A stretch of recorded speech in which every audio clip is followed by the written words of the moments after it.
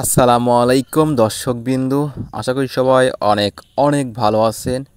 আমরা আবারও চলে এসেছি পদ্মা নদী থেকে তাজা ইলিশ মাছ ধরার জন্য মৌকুড়ির চরে।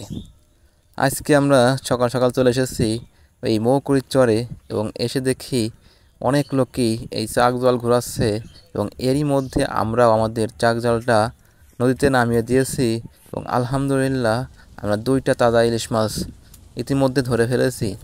তারপর বিকেল গড়িয়ে প্রায় সন্ধ্যা নেমে আসছে, তবু আমরা আমাদের চাক জালটা ঘুরিয়ে যাচ্ছি।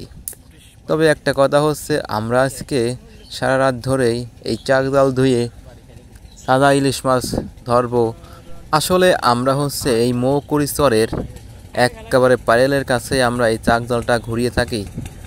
দর্শকবিন্দু, এরই মধ্যে হচ্ছে একটা নৌকা বা খেওয়া বলে থাকে এলাকার লোক, সেই খেওয়া ভর্তির লোকজন সবাই এপার থেকে ওপারে পার হচ্ছে এবং সাথে যাচ্ছে অনেক মাল সামানা। এই শুধু কি আমরা হচ্ছে চাক জালটা উপরে তুলে রাখছিলাম যাতে এই নৌকায় বেঁধে আমাদের চাক জালটা নষ্ট না হয়ে যায়। তবে এই দৃশ্য দেখতে অপূরূপ সৌন্দর্য লাগতেছে। বিকেল টাইমে নদীর পাড়ে মাছ ধরার মজাটা আলাদা এবং পাশ দিয়ে যখন ছোটো ছোটো নৌকাগুলো যায়, কি সুন্দর পরিবেশ এবং এই নদীর ধারে থাকতে মনটা অনেক ভালো হয়ে যায়। আমরা সারা রাত ধরে প্রায় এই চাক জাল দিয়ে অল্প কিছু মাছ পেয়েছি। এখানে মনে হচ্ছে আমাদের মোট 30 থেকে 35টা আমরা তাজা ইলিশ মাছ ধরেছি এবং এখন সকাল হয়ে গেছে।